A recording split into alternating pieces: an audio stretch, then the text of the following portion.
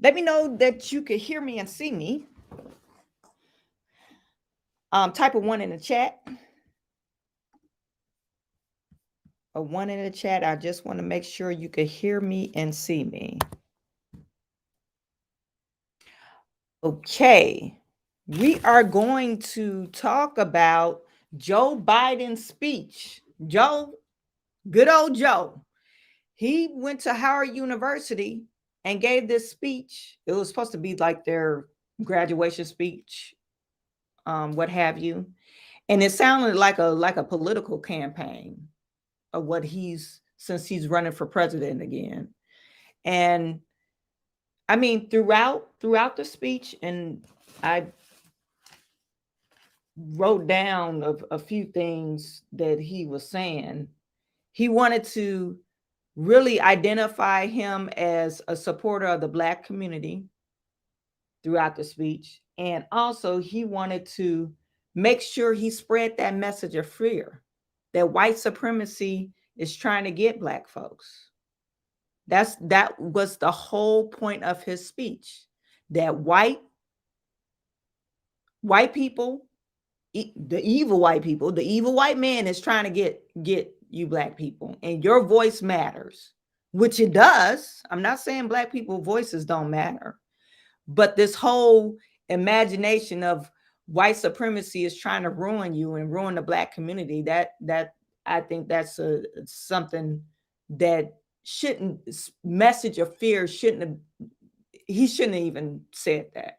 So anyway, I'm gonna play this for you. And I put it on 1.5 speed, so it's kind of fast. But if you go to the White House YouTube channel, you could watch it in normal speed. But since Joe Biden, he talks really slow, that's why I sped it up. But, if you want to listen to it throughout without me interrupting, you could go to that YouTube channel. But I'll be interrupting throughout the speech, okay? So that's for our first half of the hour. For the next half, we're going to talk about the Biden crime family. They have a key witness. The GOP cannot find this witness, so this person is missing. And then we'll be talking about the different charges. Chairman Lawrence Morse, please present the orator, the Honorable Joseph R. Biden Jr., the 46th President of the United States of America.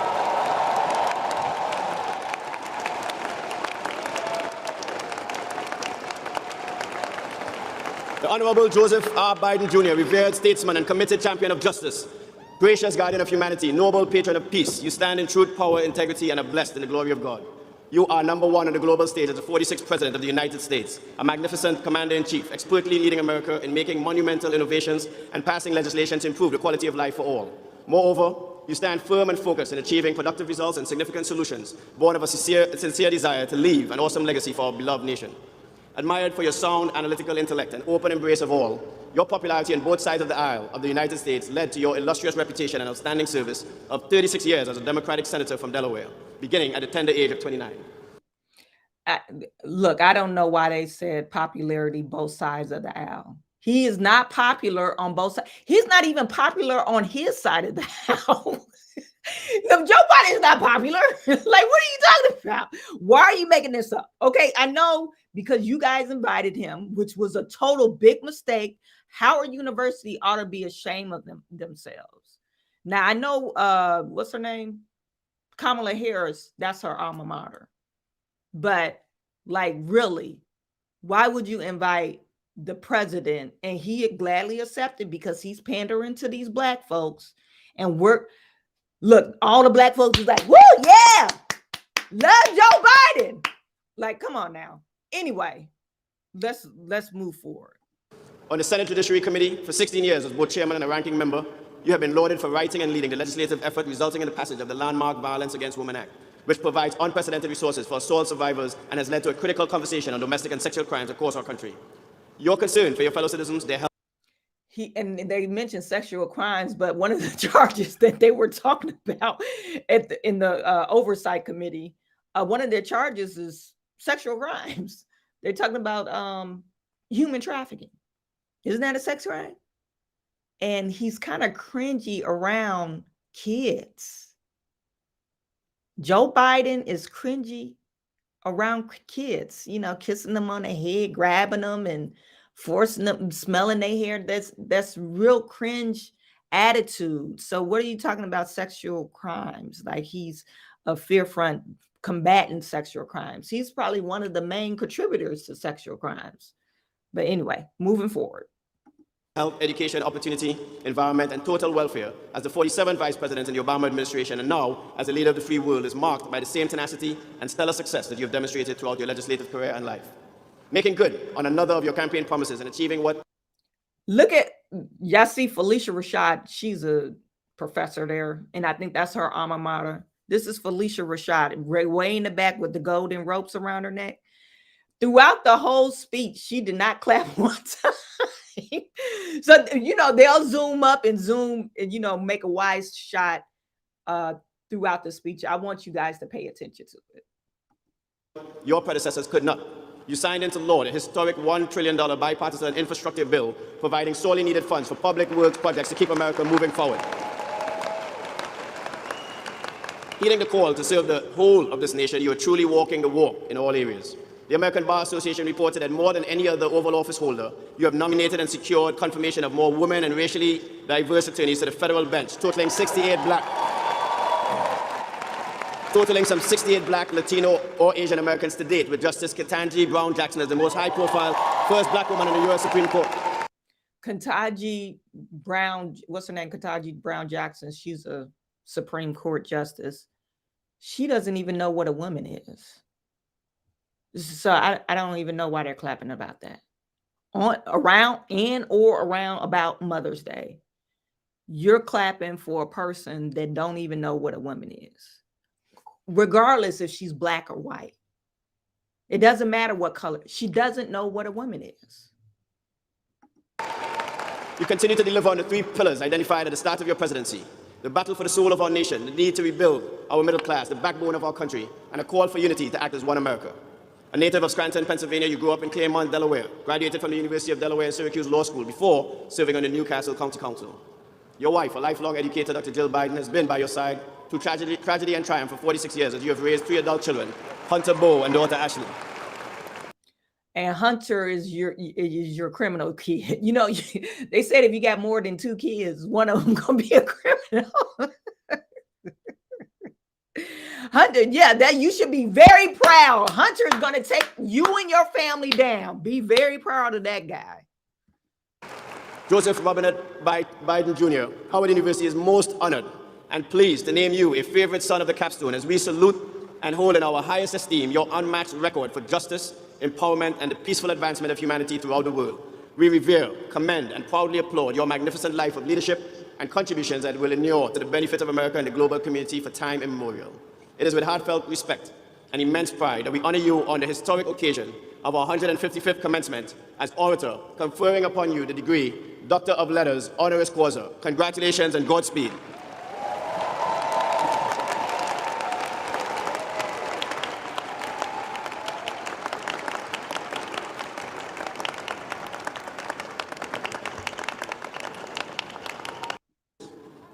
And they say Joe Biden's out in the waiting room to say hello. Promise me you will not say Joe who. Right? Y'all think I'm kidding. To the distinguished faculty and staff, thank you for having me, and to the parents and families in the class of 2023, congratulations. And by the way, we will get to giving you your degrees. I promise that's coming. You are here with the heart and through the heartache, through blood, sweat, and tears of everything that's come before, for everything yet to come. You're here at a new moment of hope and possibilities. For graduates, before we begin, as mentioned many times, tomorrow's Mother's Day. Stand for your mothers and grandmothers. Stand and thank them. You're standing for your mothers and grandmothers, but the same administration doesn't know what a woman is. They honor women, transgender women, for World Women's History Day. That's not a woman. I don't care how you slice it or dice it, or how many hormones you put in your system. These are the same people talking about, oh, stands for your grandmothers and your mothers. Yeah, that you actually got here from their womb, stand for it, But do you really like women? You pro-abortionist and you pro-transgenderism. You trying to replace women. So I don't understand.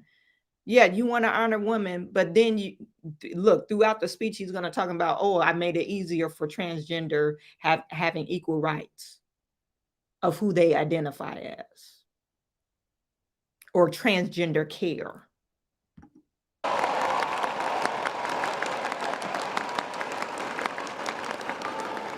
Where I come from, moms rule. To my friend, and he is my friend, Congressman Jim Clyburn, the thing that I admire most about you, Jim, is your absolute integrity in everything you do. In everything you do. This is a man of honor. I attended South Carolina State University's commencement as Jim received his degree he earned 60 years ago, but never got a chance to receive it in person. Jim, it's an honor to join you here today and receive an honorary degree from this great university. And it's truly special to join fellow honorees, Prime Minister Rowley. Prime Minister, I didn't know you were so talented. I just thought you were a foreign policy, Latin American guy. We got to talk. All kidding aside, thank you for being a strong partner in the Caribbean and for addressing climate change and supporting democracies across the Western Hemisphere. I'm also honored that, as a person here today, Dr. Tony Allen. He's president of my home state, BCU, Delaware State University, where I got politically started. I was fortunate to have Tony as a Senate staffer for a long time. Then he got his PhD, had a distinguished career in business, and became president of HBCU. Now Tony chairs my White House Board of Advisors on HBCUs, which is designed to support and advance HBCU excellence with a lot more money. I'm also proud to say that we're the first White House to formally convene where the real power is, the Divine Nine. Well, y'all think I'm kidding. Not a joke. The Divine Nine not only has a seat at the table, we definitely hear you at the table. And they're our first time ever at the White House, permanently. So folks, in 2023, I'm truly honored to be here at Howard. Chartered 156 years ago by an act of Congress just after emancipation of the Civil War. Founded on a hilltop in Washington, D.C., the Mecca. Always promoting excellence, leadership, and truth and service. It really has. And a proving ground for future leaders of science, medicine, education, business, faith, arts, entertainment, public service. Trailblazing intellectuals, lawyers, doctors. The first black, I might say, Vice President of the United States of America. I'll say that again. Yeah, he's going to say that throughout the speech. First black of the United States of America. This is why we tend to vote Democrats. We so emotional. Oh, identity politics. That's what I call it. You identify as a black person. So that means I have to vote for you because you experience the same struggle I experienced. So you have to look out for me. That's what we call identity politics. And to me, it's a bunch of bullcrap. To me, just because that person is black or identify as you, that doesn't make it the correct choice. And you see everybody, oh, the first black women. Yeah, go Black Girl Magic. Go sister friend, sister girl, work, boss lady. It's a bunch of crap. And it's ruining our country. Kamala sends her love, and she sent a clear message that today I have the privilege, she points out, of speaking at the real HU.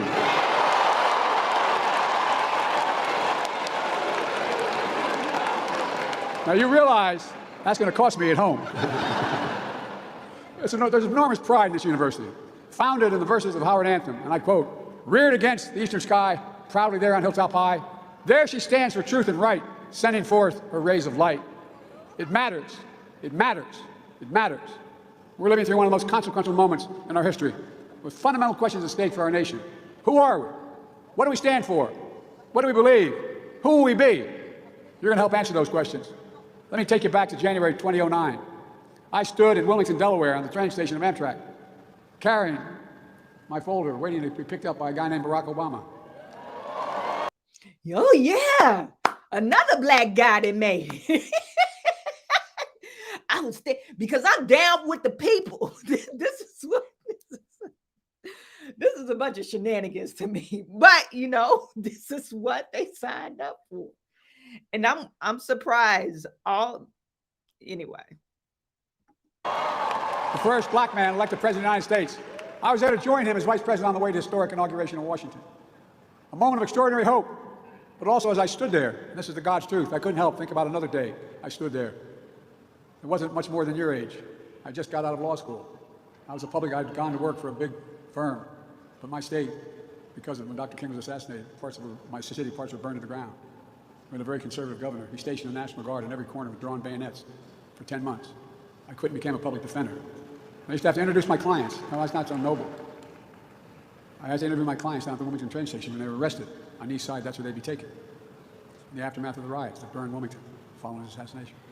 In 2009, while waiting for Barack, I was both living history at the same time I was reliving it.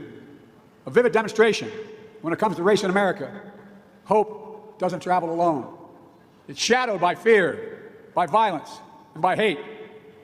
But after the election and the re-election of the first black American president, I had hope that the fear, violence, and hate was significantly losing ground. The fields literally with torches, carrying Nazi banners from the woods and the fields, chanting the same anti-Semitic bile heard across Europe in the 30s, something I never thought I would ever see in America. Accompanied by Klansmen and white supremacists, emerging from dark rooms and remote fields and the anonymity of the internet, confronting decent Americans of all backgrounds, standing in their way into the bright light of day. And a young woman, objecting to their presence, was killed. And what did you hear?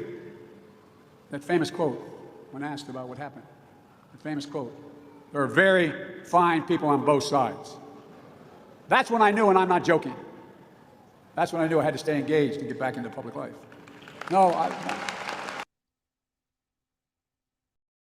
That was from when Donald Trump, when they had the riots, and Donald Trump said there were very fine people on both sides. But he's trying to act like Donald Trump is leading the white supremacy group. Really. But people fall for it. All this, this is what the media is saying. And he's repeating what the media is saying to make Donald Trump like he's a white supremacist. I don't say it for that reason. I say it for the journey. Oh, and vote for me because I'll combat the white supremacy. That's vote for me because I stayed in the fight. I can't leave until my work is done because I'm combating the white supremacists. So you have to vote for me. If you don't, you're going to let the white supremacists take over. That's the message he's trying to send. It's fear. He's trying to send fear into people, particularly all these black folks. If you don't vote for me, white supremacy will get you. Nazis will take over and they'll be marching and killing people. And I think the young lady that was killed, I think she was ran over or something like that. But she was a white lady. They don't never say that. They just saying, oh, she was killed by a group of white supremacies. White supremacies, they're killing, and they killed a white lady. But nobody has enough sense. That's why I get so mad at my people. Nobody has enough sense to put the two and two together. I don't have to tell you that fearless progress toward justice often meets ferocious pushback from the oldest and most sinister of forces. That's because hate never goes away. I thought when I graduated we could defeat hate, but it never goes away. It only hides under the rocks. And when it's given oxygen, it comes out from under that rock. And that's why we know this truth as well. Silence is complicity. It cannot remain silent. We have to live through this battle for the soul of the nation. And it is still a battle for the soul of the nation. What is the soul of a nation? Silence is complicity. So why do you try to silence other people that don't agree with you? Have you guys ever wondered that? Everyone that doesn't agree with the liberal left, extreme left, progressive, you're silenced.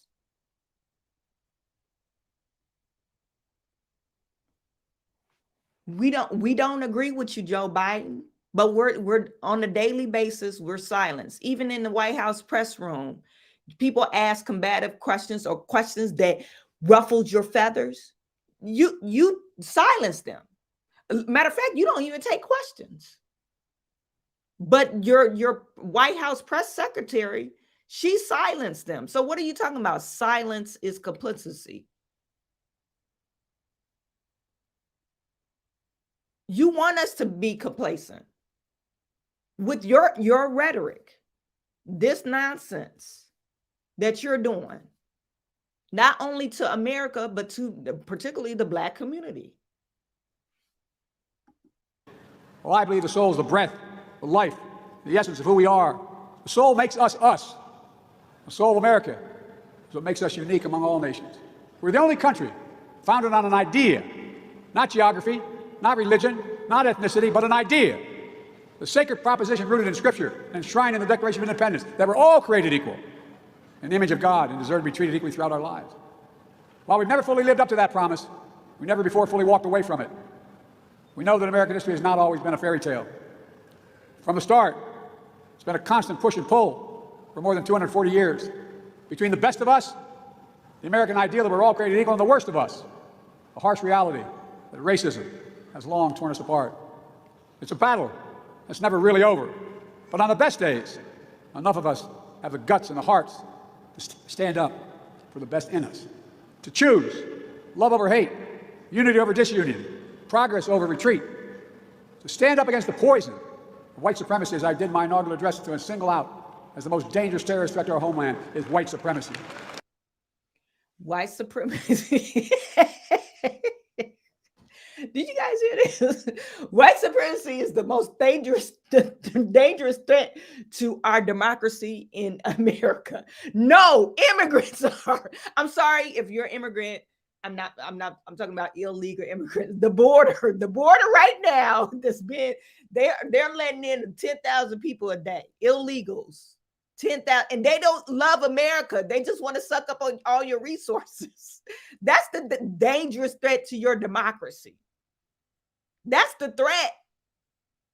Fentanyl. That's the threat that you let come in. That's the threat. Look, I got another video when they were congressional committee questioned, I think it was Josh Hawley. They found that it's 71,000 people die a year from fentanyl overdose.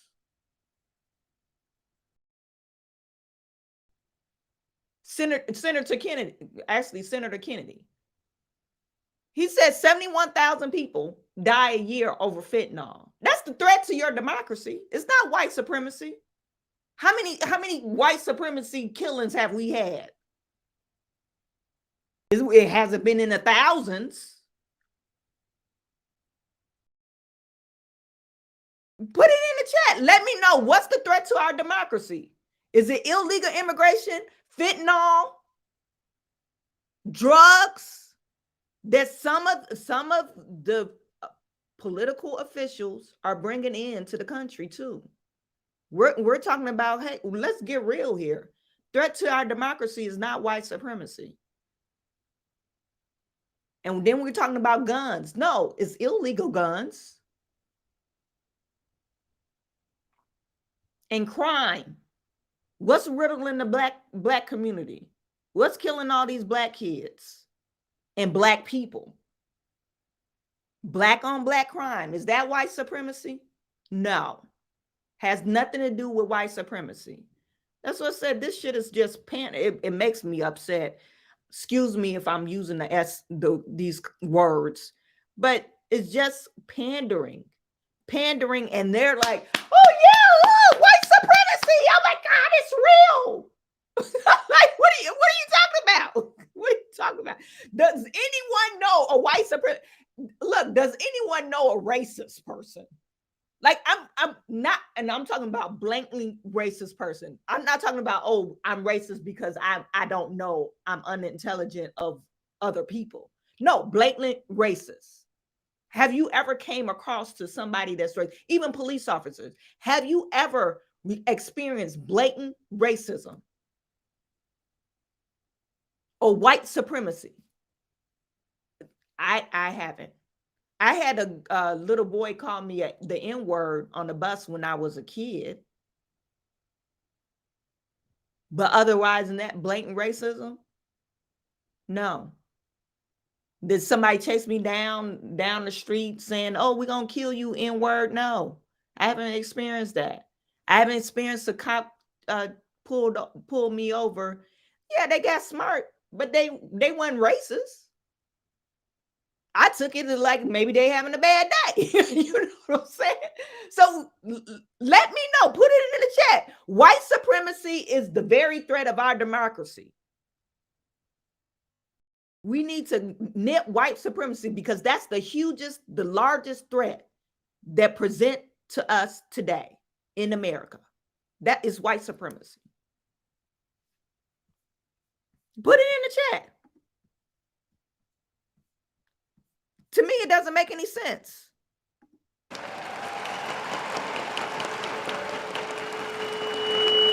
And these people are clapping. I was about to call them something else, but these people are clapping for this shit. And I'm not saying this because I'm at a black HBCU. I say you are saying this because you have black HBCU. There's no reason why you should be saying this. You spread message of fear that has nothing to do with what we're dealing with. Do you even look at the news? Well, not even looking. Look, you're the president of the free world. You know we have a border crisis. And seeing all those people in Chicago and different cities crying, talking about their communities are being overrun by illegal immigrants. One lady said, our black people are dying, bleeding in the streets. And you're going to add more people to those streets to bleed.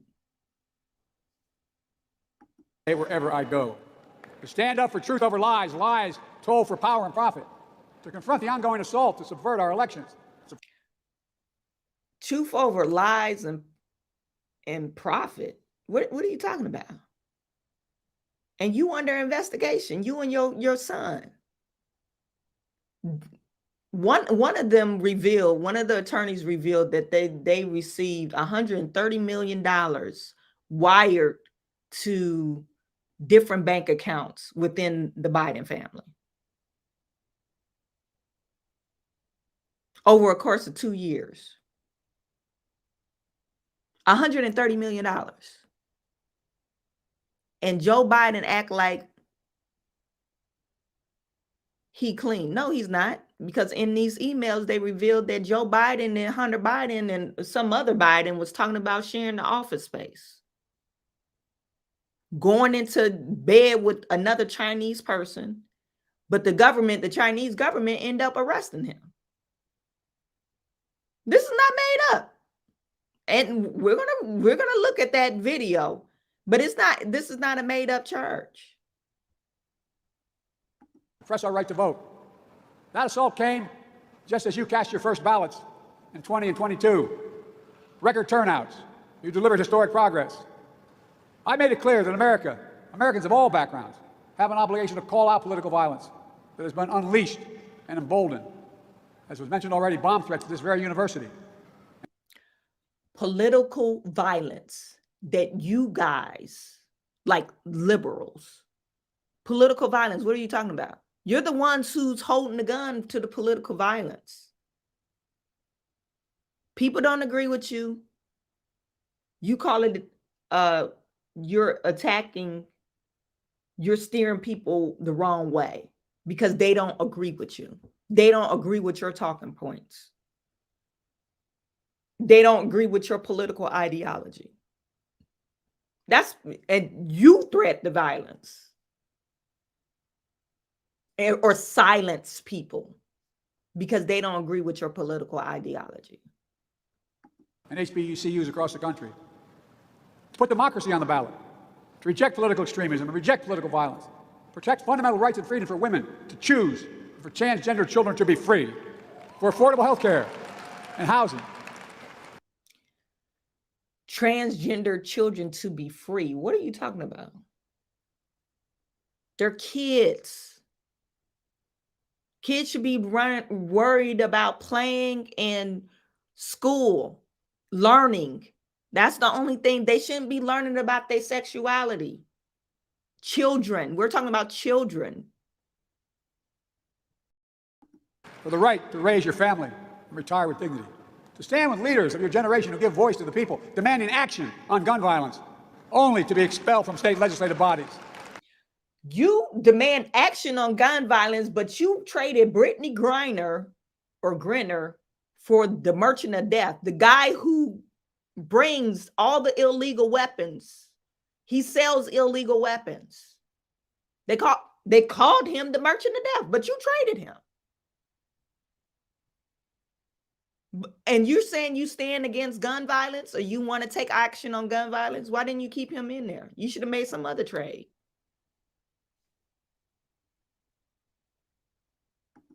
To stand against books being banned and Black history being erased. I'm serious. Think about it. Nobody's banning books or Black history. Yeah, we're banning sexual books. Like, I don't want my kid to learn about being gay. What's wrong with that? What's wrong with that? I don't want my kid to feel some type of way. And they're talking about, look how violent slavery was. Hey, if you put something in, I don't know how many Black people are on watching me right now.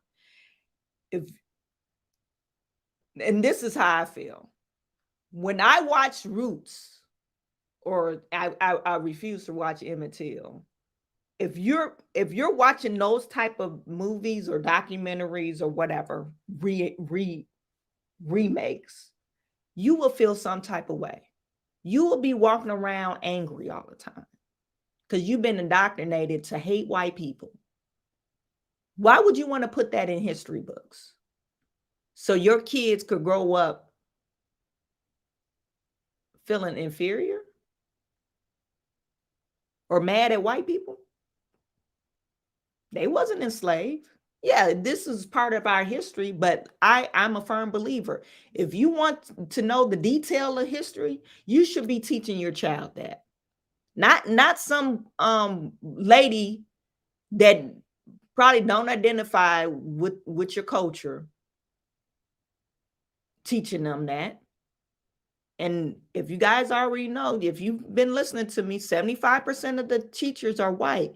Why would you want them to teach your children black history or African history?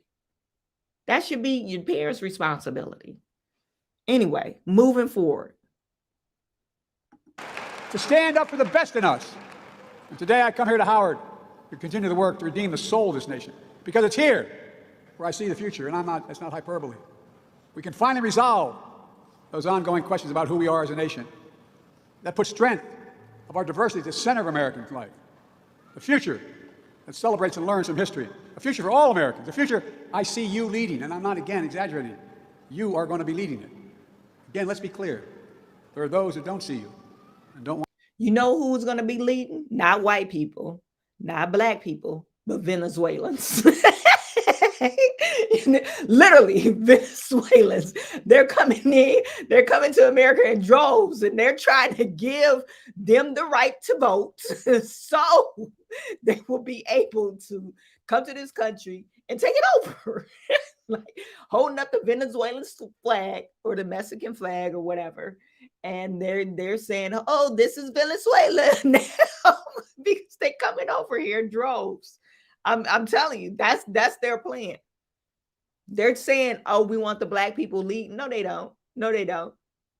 If you black people will be the minority.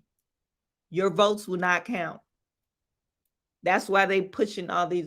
And then they're going to say, hey, remember who let you over here? You got to vote Democrat. They're trying to give everybody citizenship, waive that, whatever they have to do for citizenship, and give it to people. Remember, vote Democrat, because remember Joe Biden let you over here. Want this future. There are those who demonize and pit people against one another. And there are those who do anything and everything no matter how desperate or immoral, to hold on to power. Really? He fixed his mouth to say people that demonize to hold demonize other people, put race against other people. That's what you're doing. That's what this administration does. Because you campaign off of fear to hold on to power. And then you tell black people, oh, it's okay. You do need a vote for me because I might approve reparations. I might. We're looking into it. I might forgive your student loan. No, they're knowing this unconstitutional. Oh, we might forgive your student loan. We're looking into it. But vote for me. We got it on the table. That's never going to be an easy battle. But I know this. The oldest, most sinister forces may believe they'll determine America's future, but they are wrong. We will determine America's future. You will determine America's future. And all the Venezuelans that they bring over here.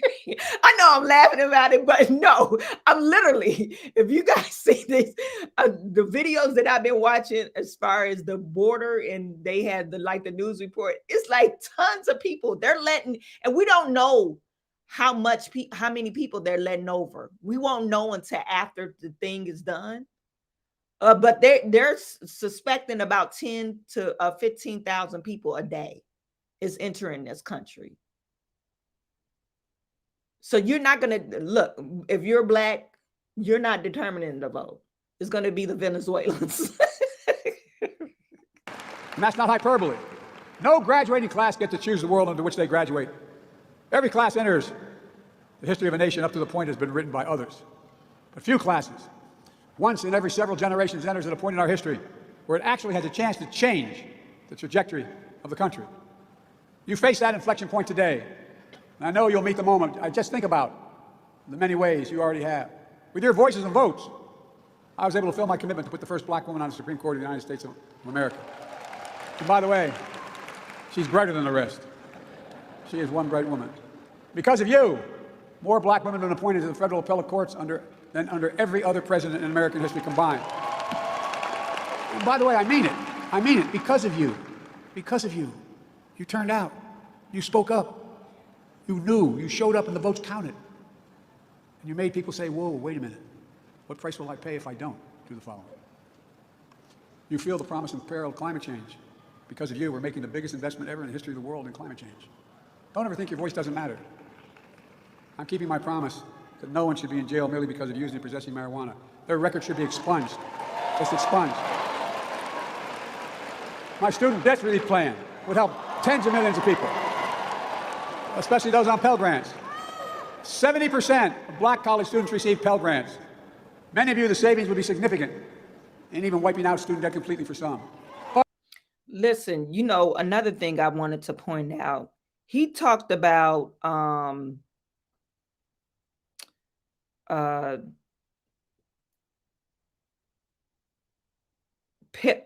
Pell Grants, but he talked about what was I getting at?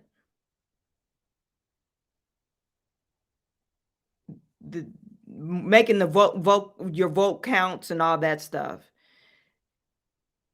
If we're the minority group, and we have other immigrants coming in, and they're going to give them the right to vote. He's actually saying that, he's actually lying to this audience, saying, oh, your vote counts, and it really doesn't count. Your vote doesn't count, because we're going to have all these other group of people voting. So right now is I think somebody put it in the chat. Right now it's not about black against white or people. I think Raythel said people can't see past color. We that's what we have to do. We got to see past this color spectrum and see good versus evil. That's what we really got to focus on.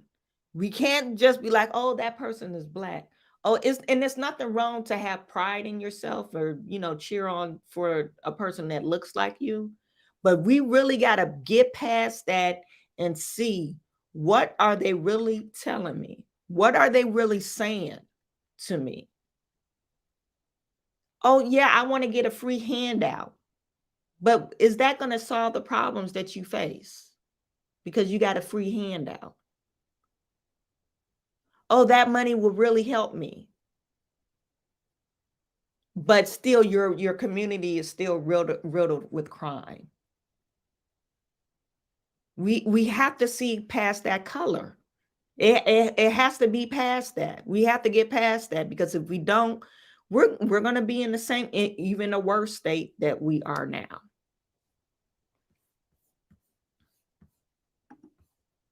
But this new Republican Party is dead set against it, suing my administration to stop you from getting student debt relief. The same opposition who received relief loans, I might add, to keep their businesses afloat during the pandemic. Members of the Congress worth thousands, even millions of dollars, most of which didn't have to be paid back. Yet they say it's okay for them, but not for you. Don't lie. Don't lie. If it was a PPP loan and they had a legitimate business, they should have been able to take advantage of it. It doesn't matter if they were Democrat or Republican. Both people or both sides of the aisle benefited from the PPP loan. So don't just say, oh, the Republicans got these loans. No, Democrat parties or Democrat politicians receive loans as well, because they have businesses too. And other thing that I want to add, when they questioned the SBA, it was Josh Hawley and Mark Rubio questioned the SBA administrator, and they found out that they gave PPP loans to excuse my language, to Planned Parenthood.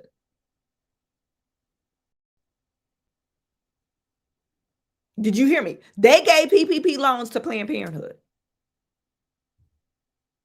So Joe Biden is, like I said, pandering to the black.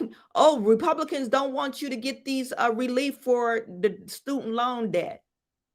Why is it that the government will give you or loan you thousands of dollars in debt for organized institution, but won't invest in your business? And that doesn't matter if you black or white. You could get thousands of dollars, hundreds of thousands of dollars in student loans, but you try to get a business loan, they look at you crazy. And that's black or white. So what is he talking about here?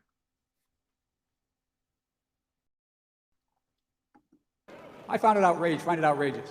To reduce your student debt service payments when you graduate, we're also ensuring that no one with an undergraduate loan today or in the future will have to pay more than 5% of discretionary income to repay their loans, down from 10, and in 20 years is gone. Republican officials are fighting that as well. But I'll always keep fighting for you, and many others will, and many in the Republican Party as well will fight for you. We also know there's more to do. Because of your power, we took the most significant law on gun violence. We passed it, most significant law in 30 years. But we will not give up. I got the assault weapons ban passed 30 years ago, and we're going to pass it again. We must pass it. There's more to do on police reform and public safety. During the State of the Union, I asked the rest of the country to imagine having to talk to their children, their families, like your families had to talk to you. It's about your security. It's about your dignity. It's demeaning and degrading and deadly when you just have to stand there and say, when you're stopped, turn the interior light on. Put both hands on the wheel. Don't reach for your license. What in the hell's going on in there? No. Think about it. I ask all the parents, not minority children, ask what they would say, what they would do. I know you're frustrated.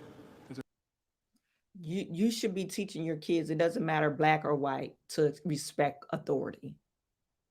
Respect authority. Don't smart off against the cops. When they pull you over, yeah, put your hands on the wheel, the 10 and the 2. Put your hands on the wheel. If they, yes, sir, no, sir, That would alleviate a lot of incidents that happens with the police officer. Just to respect authority. Message of fear. Now we got to fear the police. Well, some black people do fear the police. So, I mean, some black people do fear the police, especially black men. Black men probably fear the police more than any other group. But literally, oh, I'm scared now. I'm scared to get pulled over. No, if you're a law-abiding citizen, what's the problem? You shouldn't live life in fear. There's so many elected officials who refuse to pass a law that will do something. Kamala and I stood next to the family of George Floyd and civil rights leaders and law enforcement officials to sign the executive order I came up with requiring the key elements of the George Floyd bill be applied to federal law enforcement. Banning chokeholds, restricting no-knock warrants, establishing a database for police misconduct, advancing effective and accountable community policing that builds public trust. And we'll keep fighting to pass the reforms nationwide. Equal justice is a covenant we have with each other. It must not just be an ideal, it has to be a reality. You're leading the way on this and so much more. That's why Kamala and I are so committed to investing in you and HBCUs. HBCUs help produce 40% of black engineers, 50% of black lawyers, 70% of black doctors and dentists, 80% of black judges. Look, we see HBCU excellence in every day with staff at every level of the White House and the administration. Because I decided when I was elected, I promised I was going to have my administration look like America. But we all know that HBCUs don't have the same endowments and funding as other major colleges and universities. For example, denying the opportunity to build and fund research labs that will lead to new technologies and good-paying jobs. That's why I asked them, we've invested $6 billion in counting in HBCUs, including to create new research and development labs that prepare students for jobs in the future in high-income fields from cybersecurity, engineering, biochemistry, healthcare. Standing here, I think the last time I came to Howard with President Frederick and others was in my final year as vice president to host the Cancer Moonshot on campus, because you're leading the way. You're the scientists, the doctors, the advocates who will do big things like ending cancer as we know it, and even curing some cancers, which we're on our way of doing. You're the diplomats and global citizens, making democracy work for people around the world. Lawyers defending our rights, artists shaping our culture. Fearless journalists, this is real though, this is what you're doing. Fearless journalists and intellectuals pursuing the truth and challenging convention. You're the leaders of tomorrow, but it's coming on you really quickly. Because of you, I see a future we can finally move away from the narrow and cramped view that the promise of America is a zero-sum game. If you succeed, I fail. If you get ahead, I fall behind. And maybe worst of all, if I can't hold you down, I can't lift myself up. Instead of what it should be. If you do well, we all do well. That's what I see. That's what I see in America. And more Americans are the future of possibilities for all Americans. Look, no matter that future, what it holds, my sincere hope is that each of you find a sweet spot between happiness, success, and ambition. A good life, a life of purpose. Because here's the thing. You don't know where or what fate will bring you or when. You just have to keep going. You have to just keep the faith. You have to just get up. And you can find the balance between ambition and happiness and success. That good life, of purpose, of family. And as you know here at Howard, of excellence, leadership, and truth and service. There's no quit in you. There's no quit in America. So let me close with this. In our lives, in the life of the nation, we know that fear can shadow hope. But it's also true that hope can defeat fear. In January 2021, I stood in the U.S. Capitol to be inaugurated as President of the United States. Just days before, on that very spot, a violent insurrection took place, a dagger at the throat of democracy. For the first time in our history, an attempt to stop the peaceful transfer of power in this country. And they failed. Our democracy held. Again, hope prevailed. And this time, I was standing with a black woman about to take a 2-mile procession down Pennsylvania Avenue as President and Vice President of the United States of America. And who was marching alongside her? The Howard University Marching Band, in lockstep and solidarity. You were. I give you my word as a Biden. Class of 2023, you're the reason I'm so optimistic about the future. And I give you my word, I really mean it. You're part of the most gifted, tolerant, talented, best educated generation in American history. That's a fact. We are gifted and definitely tolerant. I mean, like years of dealing with the Democratic Party, we've been definitely tolerant. I'm not going to play the end of this speech. I wanted you guys to hear that last part. You said he said we could be fear could be dominated, or whatever he said, something about And they failed. Our democracy held a purpose, a family. And as you know, here at Howard, of excellence, leadership, inaugurated as President of the United States. Just days before, on that very spot, a violent insurrection took place. A dagger at the throat. A dagger to the throat of democracy. He's saying fear could be dominant, or you could dominate fear with hope. But your whole speech was fear. Your literally your whole speech was fear. And I don't understand why they're cheering him on. They're cheering him on for what? Your whole speech was about fear, injecting fear into Black people so they could vote for him. And the violent insurrection, yeah, it was people protesting because they didn't agree with the election process. And that happens in other countries too. So what is he talking about? And then you had the media, Van Jones and Don Lemon crying. Like, oh my God, the democracy. You're like, come on, dude. This is called protests. If you didn't agree with the election, you will be protesting too. So what is he talking about? So anyway, that's what I don't understand, how Howard University could invite this person. The whole white supremacy. When white supremacy, if you look dictionary, white supremacy in the dictionary, Joe Biden picture probably would show up. He's saying combat violence and guns. You're not combating violence and guns. Because if you were, you wouldn't be giving away the Merchant of Death for Brittany Griner. To me, that shows you where you stand. Because you don't care about the Black community. Only thing you care about is their vote. That's why you picked Kamala Harris. That wasn't your first pick. Because you know Black women is going to go vote for you every single time. Oh, he got a Black woman in office. She going to be the first Black president. Oh, we going to vote for Joe. Joe is my man. Go, Joe. Then you had Kamala Harris getting off the airplane, stepping to Cardi B and Meg the Stallion, because they so much down with the culture. Joe Biden and Kamala Harris locked up so many Black people when they were senators than any other senator, any other congressman. You're not down for the people. Why didn't you overturn all those convictions? The people got caught with crack cocaine.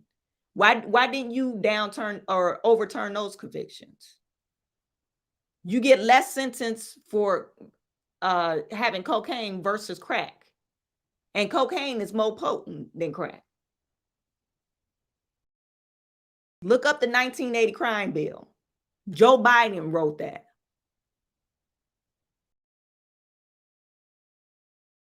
And you know who got locked up? Black people. But now when you get caught with fentanyl, it's a humanitarian crisis. They send them to a psych ward. I don't know. Give them counseling.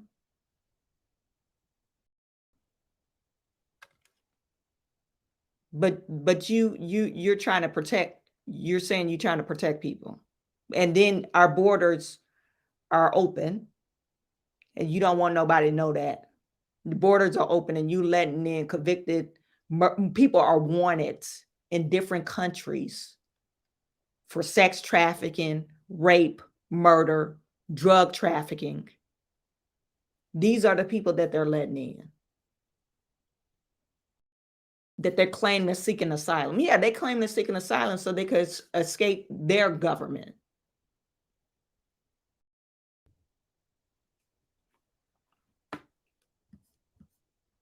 And they're trying to suck up all your resources.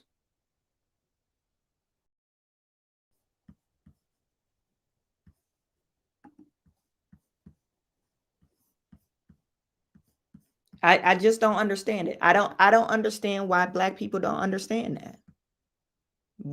Voted for a person that saying he's for the black community. He's not for the black community. He's not, because every action shows different. Every action that he does shows different.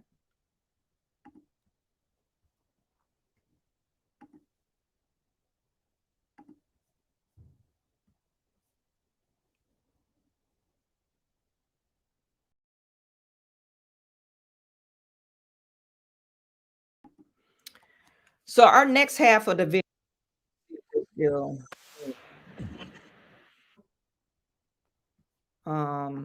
it is. Let me see. The next half of the video, I want to share with you the GOP Oversight Committee pressure on Biden family business schemes. It's about Hunter Biden laptop and the FBI.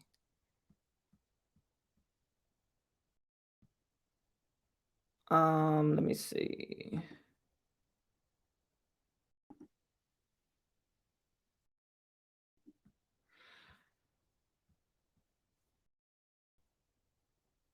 So they're still live.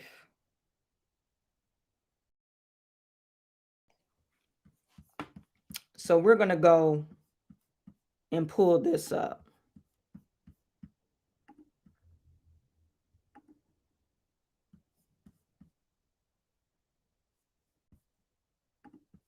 I'm going to read some of your chat.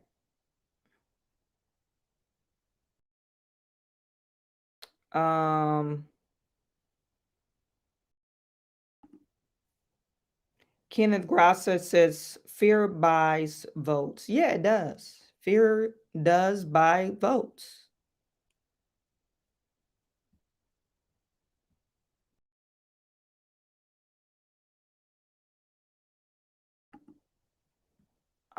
Isaac Israel, I thought she was Indian. Yeah, she's black and Indian.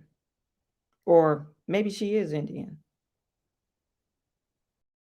Yeah, I think she's Indian and something else. But anyway, they said she's black girl magic.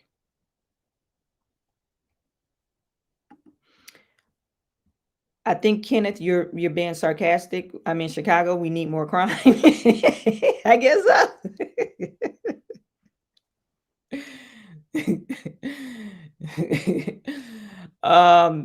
So yeah, fear does buy votes, and that's what Joe Biden and his administration, they operate. They pandering towards the black community. If you followed me on my last stream, or if you attended my last stream, the Democrats holding reparation as a carrot, and we following along like, oh my God, we're going to get reparations. You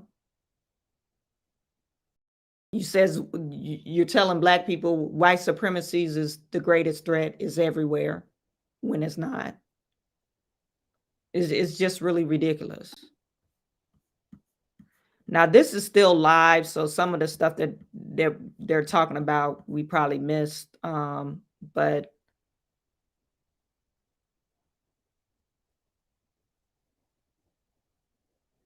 and you see they got a disclaimer up. Disclaimer: this video may contain potential allegations that might contradict or are not confirmed by CNN News 8.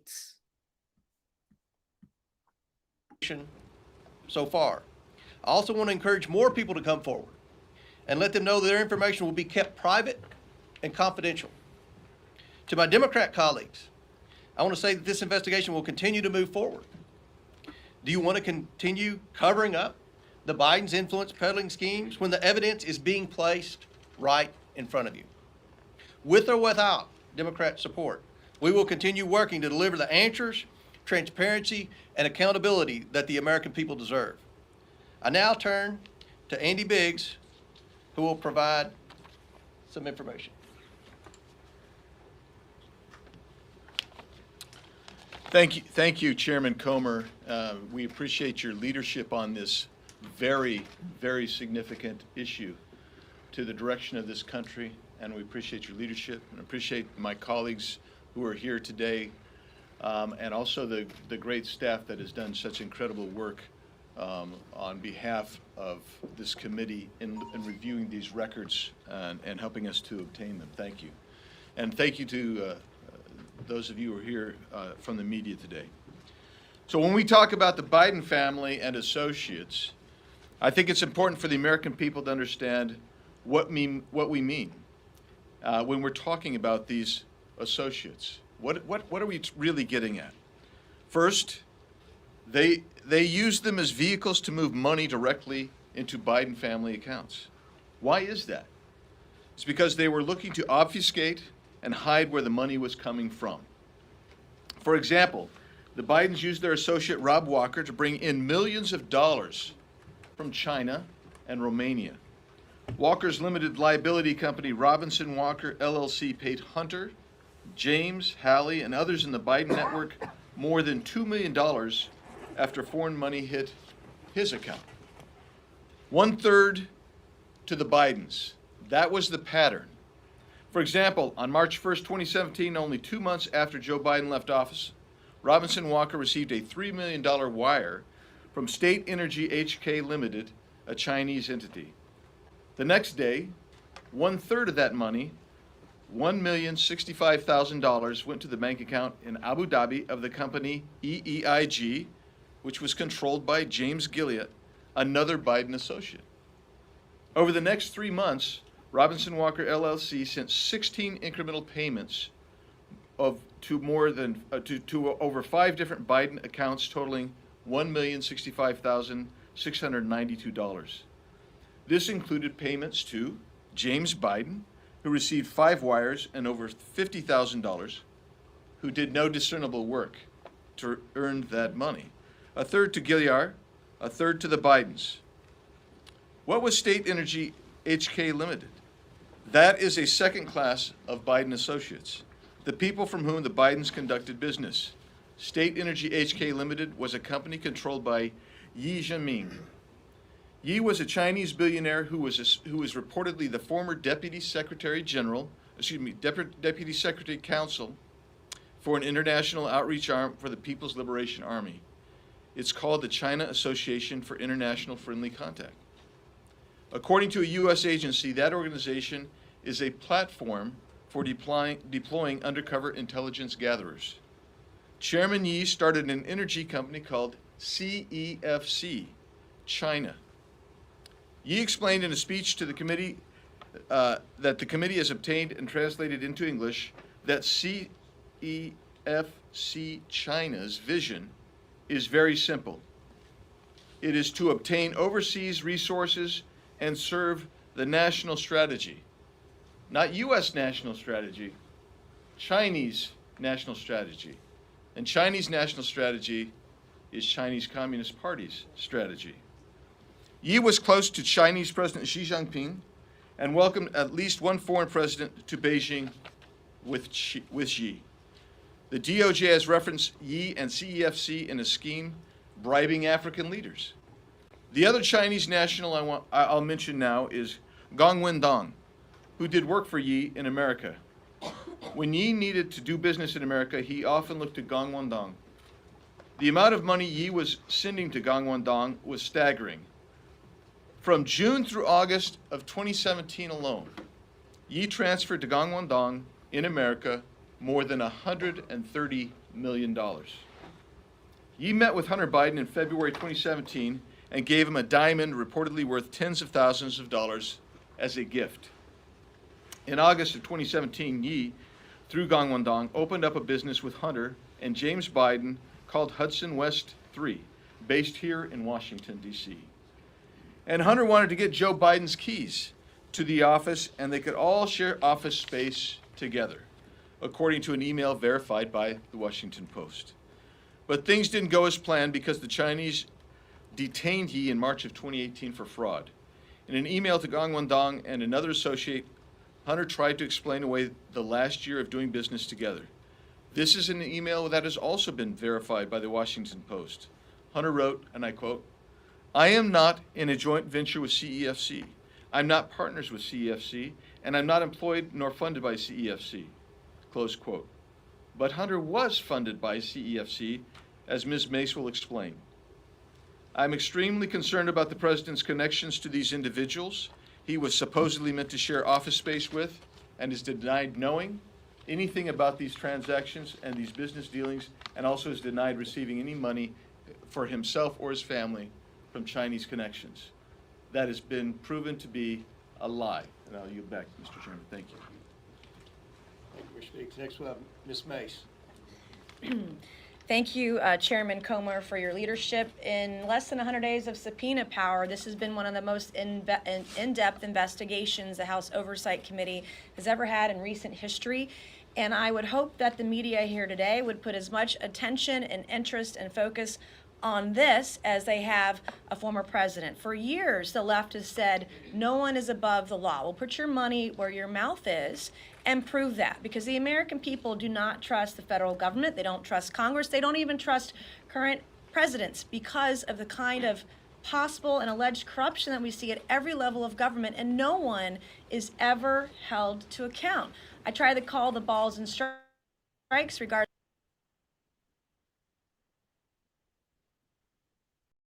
that we're conspiracy theorists. We're not.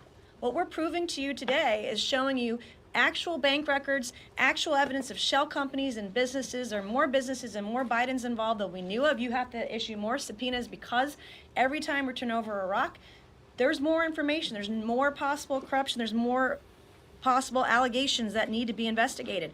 This is what we know today. Money flowed from the Chinese Communist Party, aligned with individuals into American shell companies, and then that money was wired and transferred to Biden family members.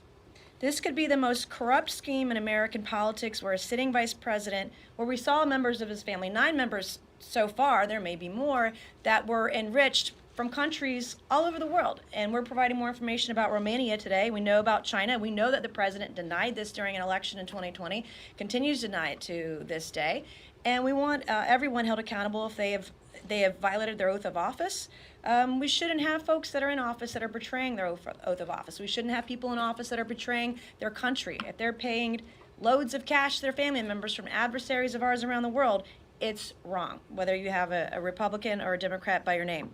And we saw evidence of intentionally taking steps to hide the sources of money coming directly from China through a series of financial gymnastics. Joe Biden's political career was winding down at the time, and this was one of the Biden family's last chances to cash in on the name.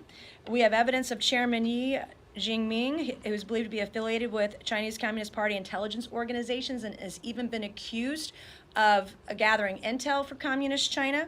Yi started CEFC in China. His agent in America, Gong Wendong, which Andy Biggs mentioned earlier, formed CEFC Infrastructure Investment US on May 11th, 2017.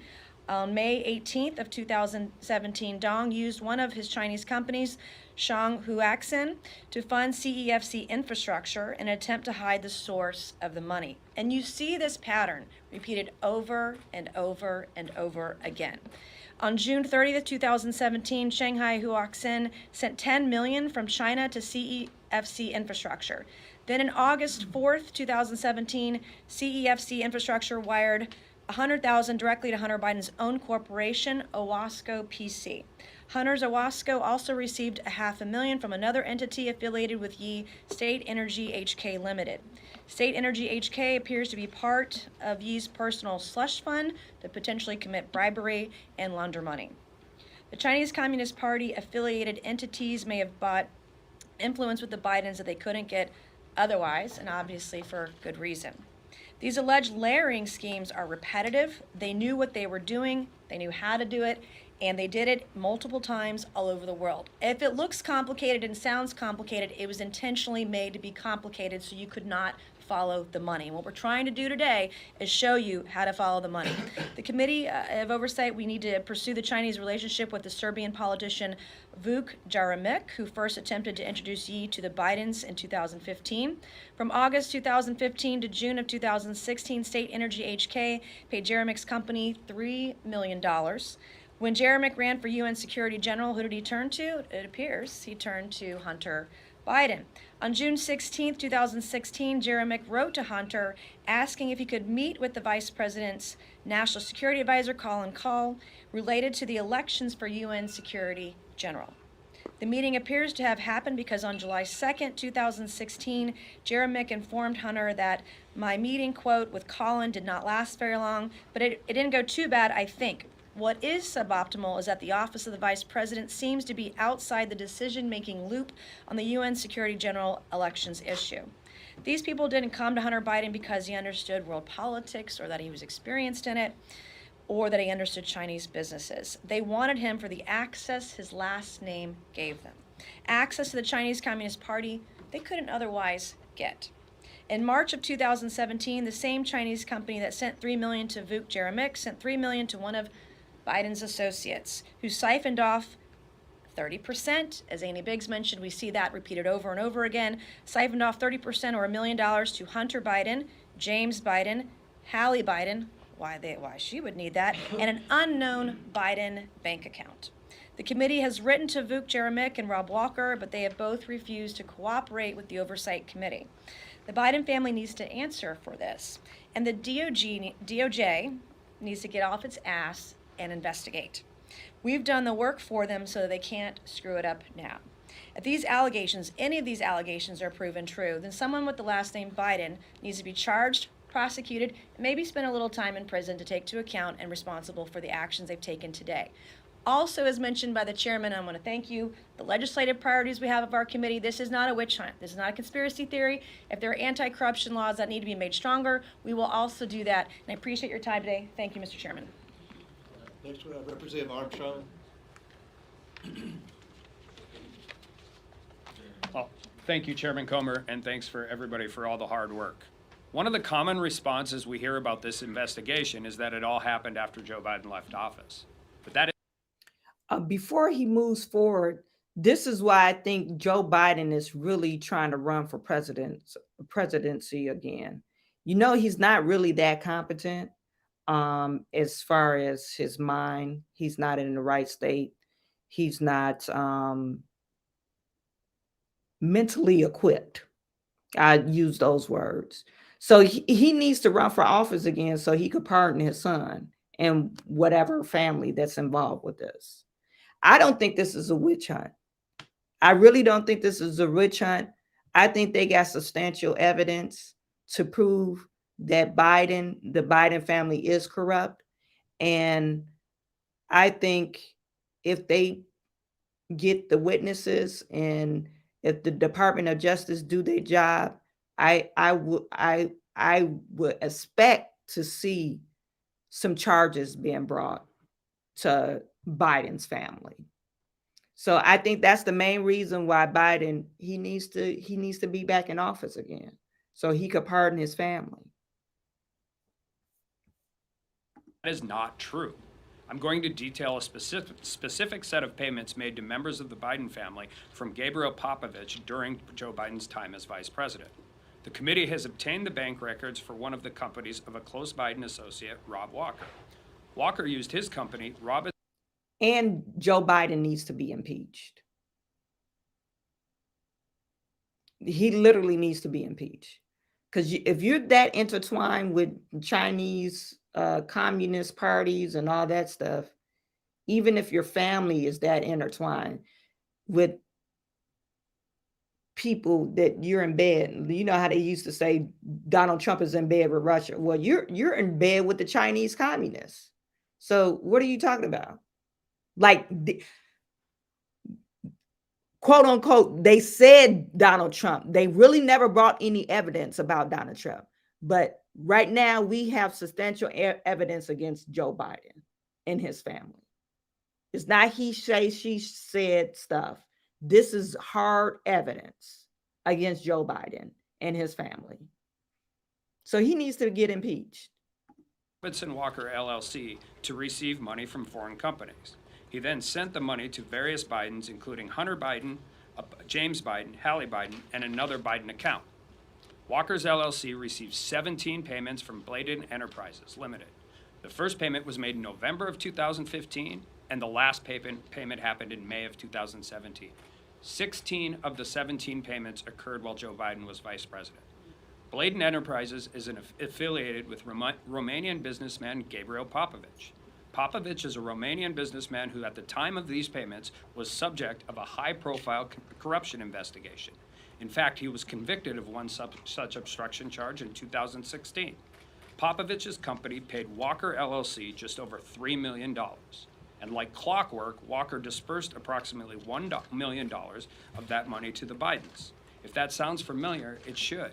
It's essentially the same structure Walker and the Biden family had with the Chinese money, a 1/3 cut. So what were the vice president's duties related to Romania at this time? Well, in May of 2014, Vice President Biden visited Romania and delivered a speech about corruption, saying it can represent a clear and present danger not only to a nation's economy, but to its very national security. And in September of 2015, Vice President Biden welcomed the Romanian president to the White House, and they spoke about anti-corruption policies. 5 weeks later, after the White House meeting, Rod Walker's company's bank accounts began receiving payments from Popovich's company. Walker then sent a portion of each installment payment to Hunter Biden's business, Owasco, and another company, EEIG, which was owned by close Hunter Biden associate James Gilliard. Another Biden bank account that Hunter claims is his, and in one case, $10,000 to Haley Biden. Let's be clear. The $3 million sent to Rob Walker and dispersed to the Biden family appears completely separate and distinct from legal work performed by the law firm associated with Hunter Biden. This is simply not how legal fees are paid. I spent 10 years collecting legal fees. Nobody would pay or receive payments this way. It makes absolutely no sense. And again, the structure is the same as the Chinese payments. If it's for legal fees, why are the deals the same? In fact, it's very hard to come up with any legitimate business reason to conduct transactions in this type of complex way. Why would separate payments go to Hunter Biden's business and to himself individually? Why would Walker transfer money from his business account to his personal account before distributing the money? Why are other Biden family receiving any of these payments?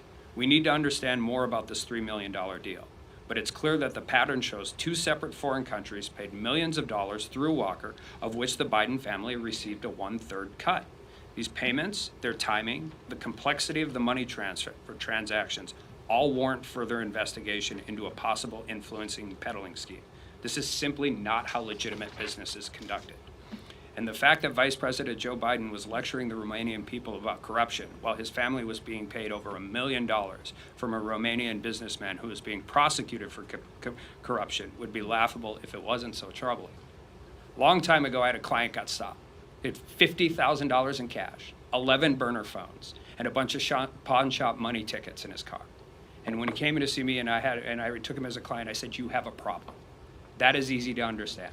Financial transactions amongst 17 different shell companies, banks all over the world are complex. We get it. But the pattern is emerging, and there is no reason that legitimate business is ever conducted in this matter. And with that. Thank you, Representative Thompson. Next we have Representative Donald.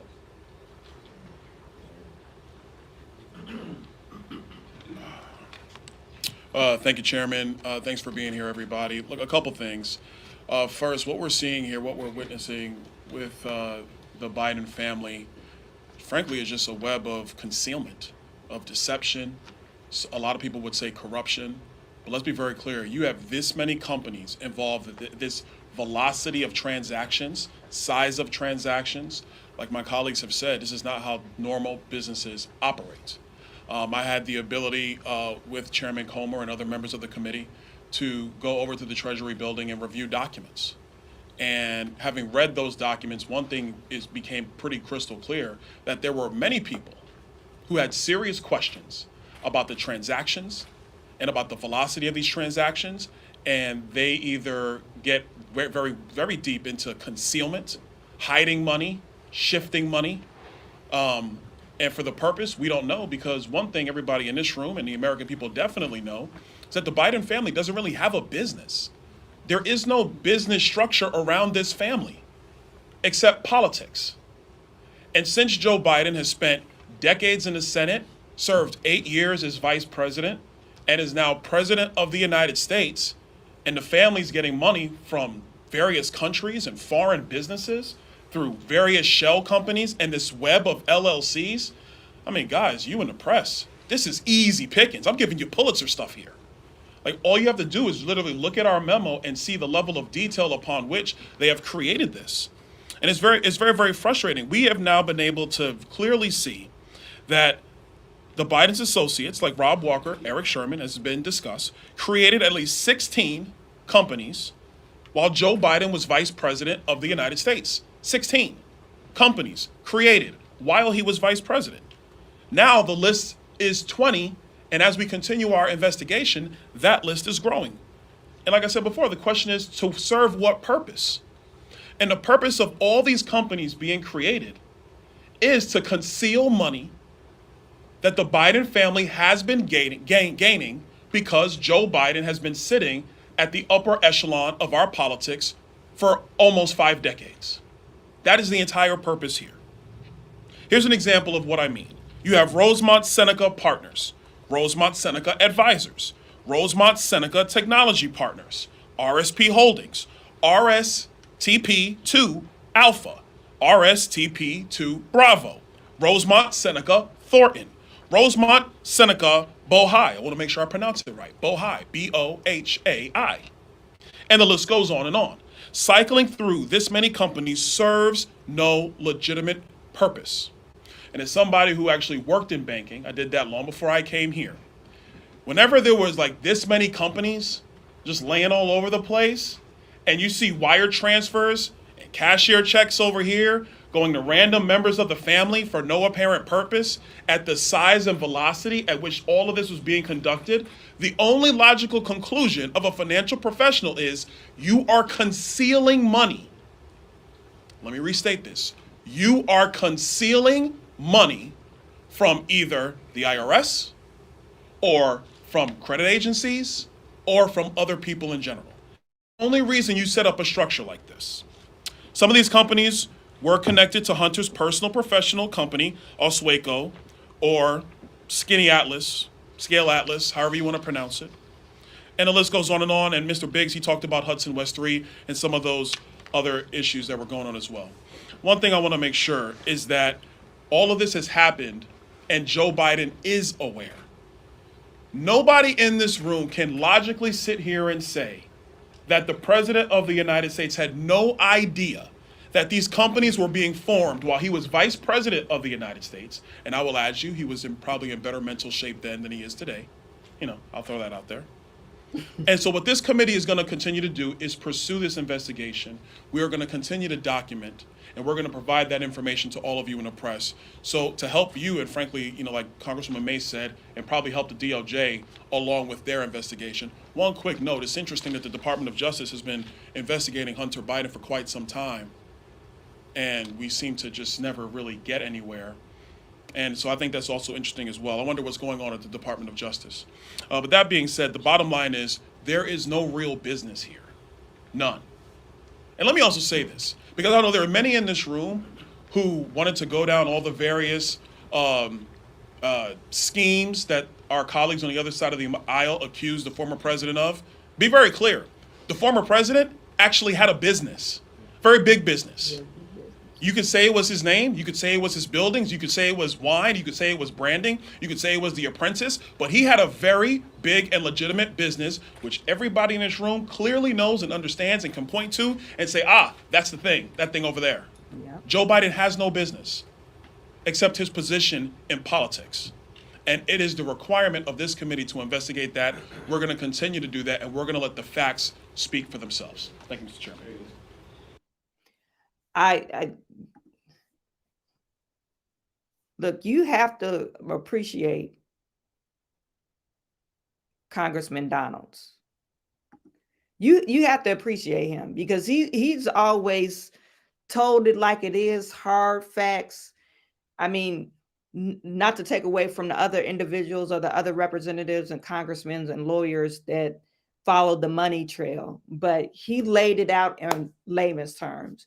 Yeah, you could accuse Donald Trump of whatever, but Donald Trump actually operates businesses.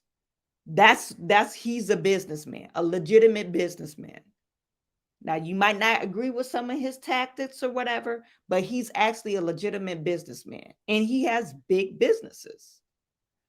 His daughter, his wife, his sons, they have big businesses. Well, some of his sons. But we know Biden, they're not businessmen. They're politicians. And they never had any business. Hunter Biden's riding the coattail of the name of his dad. So where do you go from there? Why do you need 900 LLCs? That doesn't make any sense.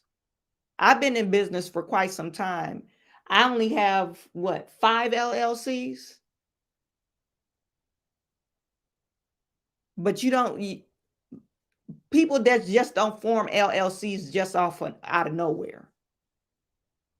Or like you said, they're trying to hide money. What are you trying to hide it from?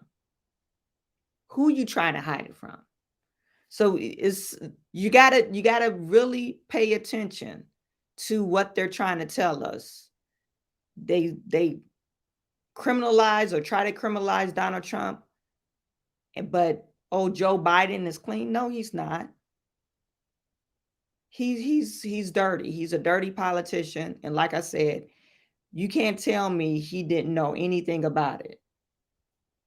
That amount of money, you have no clue what your son is doing? That doesn't make any sense to me.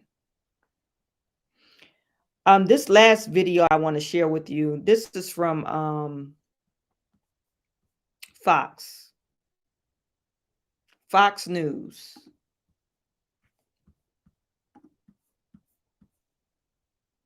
That he has identified at least $10 million that the Biden family has taken in from foreign companies looking for inroads into America.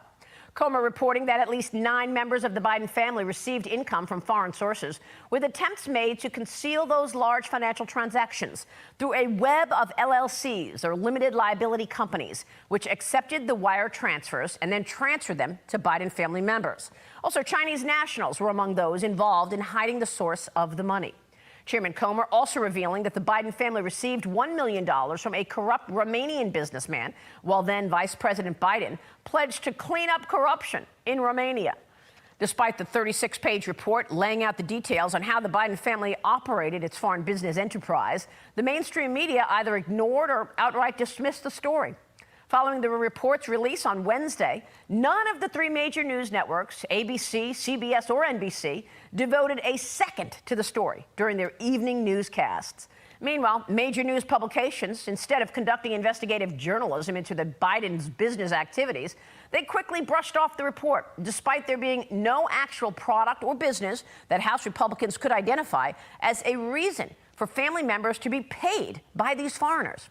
Joining me right now with more is the House Oversight Committee Chairman, Congressman James Comer. Mr. Chairman, always a pleasure to see you. Thanks for being here. Good morning. We would like to try to understand what, if anything, the Bidens were doing to be paid all of this money. Let's talk about the China initiative.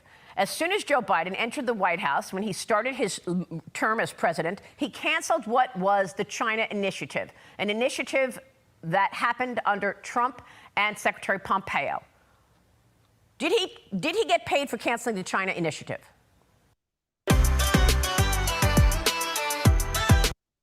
Of course he got paid for China initiative. I got to skip past that, well, I'm not monetized, you guys, anyway, so it doesn't really matter, but sometimes they will limit my search.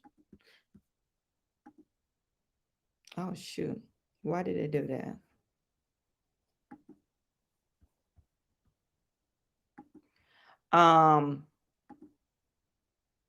Despite there being no actual product or for being here. Good morning. We would like to try to understand what, if anything, the Bidens were doing to be paid all of this money. Let's talk about the China initiative. As soon as Joe Biden entered the White House, when he started his term as president, he canceled what was the China initiative, an initiative that happened under Trump and Secretary Pompeo. Did he get paid for canceling the China initiative?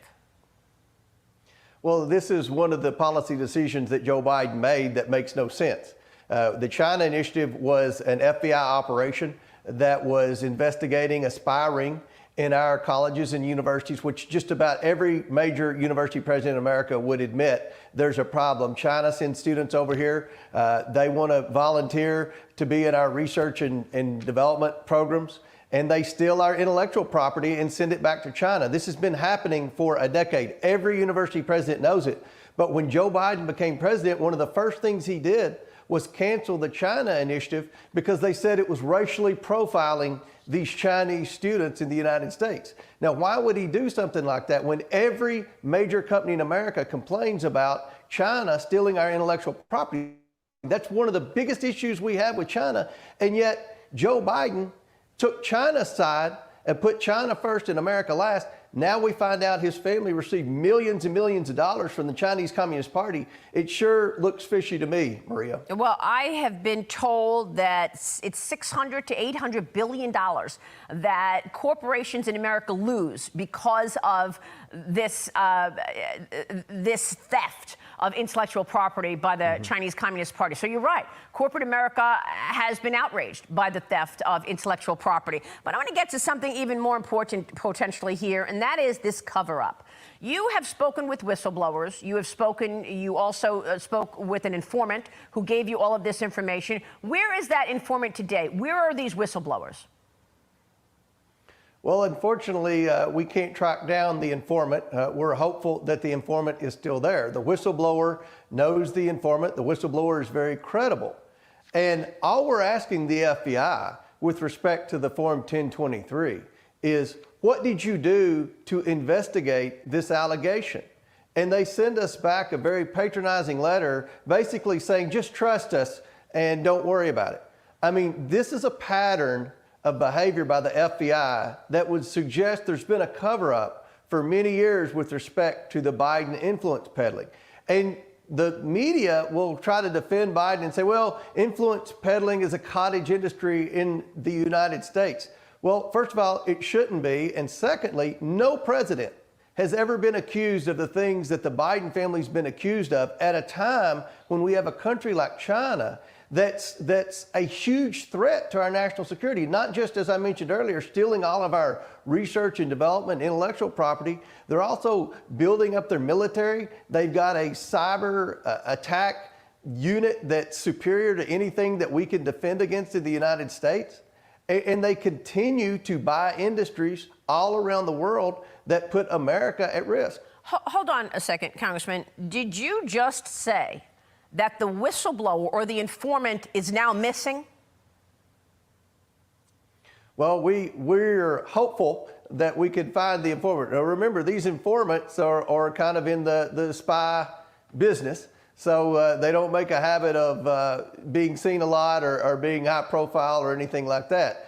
We have basic information with respect to what the informant has alleged, and it's very serious. It alleges that Joe Biden, when he was vice president, was involved in a quid pro quo with a foreign country in exchange for foreign aid. This is a very serious accusation. All the FBI has to do is say, yeah, we looked into it and it wasn't a credible informant. But they won't answer our questions. Are there whistleblowers or informants missing right now? Well, with what we've investigated and the people that we've tracked down, going back to the CEFC, the two main players in that business, as well as all the Americans that were involved in the different Biden influence peddling schemes, as well as the Serbian national. The 9 of the 10 people that we've identified that have very good knowledge with respect to the Bidens, they're one of 3 things, Maria. They're either currently in court, they're currently in jail, or they're currently missing.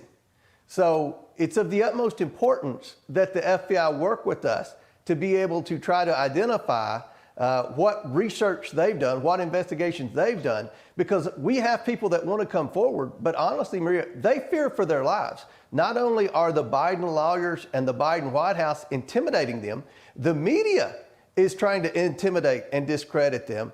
And I think if you look at the Rasmussen poll, 7 in 10 Americans are very concerned that Joe Biden's involved in a public corruption scheme, and they want to know more information. 7 in 10 Americans strongly support the work that our House Oversight Committee is doing, investigating the Biden influence peddling. And we just need to get some cooperation from these different deep state bureaucracies that are standing in our way.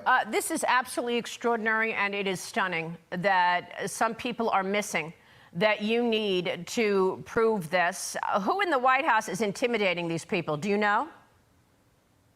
I do know. We're saving that for a later time. But I can tell you one thing that a lot of people don't know. When I issue a subpoena to a bank or to an individual, the second I issue that, Jamie Raskins gets that. And when we get information in from the bank or from any individual, they make 2 copies, one for the majority, which are the Republicans, one for the minority, which are the Democrats. And my biggest problem with the Democrats on the House Oversight Committee is they're acting as a criminal defense attorney for the Biden family. Not only are they not working with us, they're obstructing every step of the way.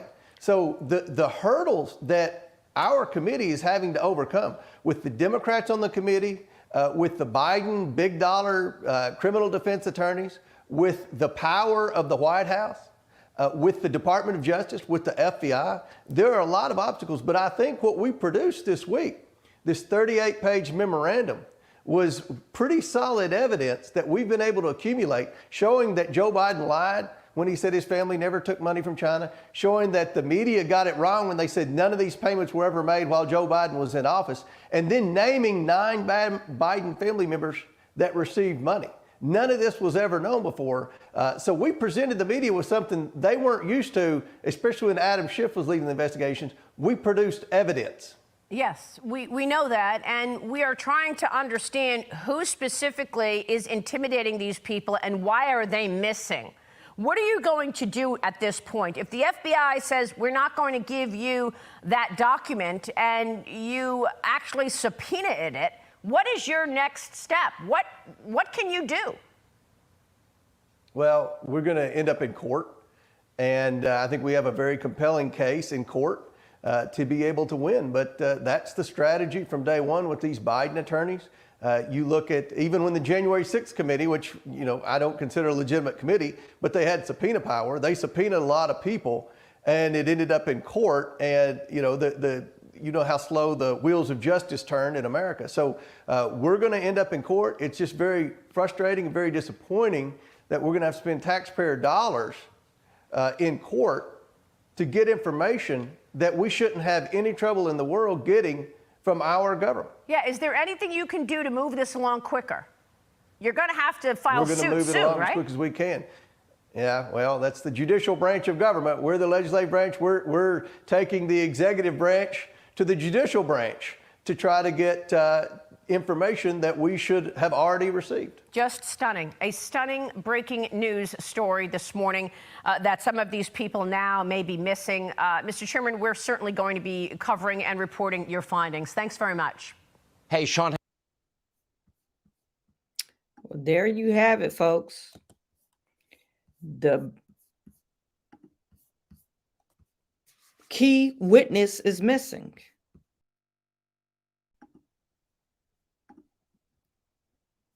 Oh, shoot. The key witness is missing from this Hunter Biden case. So their next step is just to go to court because the FBI is under the Biden family, the White House. The Biden family has the FBI in their pocket, so they're not going to do what they're supposed to be doing. You have Democratic Party, they're not going to do what they're supposed to do because they don't want to get Joe Biden impeached. So of course they're going to obstruct justice. Of course they're going to intimidate witnesses. So that's the next step. The next step is the court. And more likely, hopefully Biden will be out of office and they'll be able to charge him and his family. But there you have it, folks. So we're going to follow this until it goes wherever it leads us. We're going to follow it. So you guys make sure you subscribe to my channel. I want to share with you. I'm on the road for 25,000 subscribers. I need for you guys to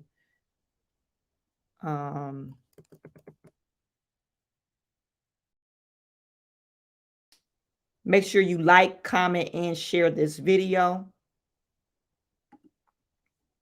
Share with your friends. Right now, we're at 26,520 subscribers. I'm trying to get to 30,000 subscribers. So I will appreciate if you like, comment, and share this video. It helps with the algorithm. Also, subscribe to my channel. I talk about business, politics, and credit on a daily basis. There's so much going on with politics. That's what I've really been talking about lately. But business, politics, and credit, that's what I talk about on a daily basis. So I appreciate you guys. Thank you for tuning in. And I will see you in the next video, more likely Wednesday. That's the next time I'll be able to go live. All right. Sending all my good to you. I'll talk to you soon.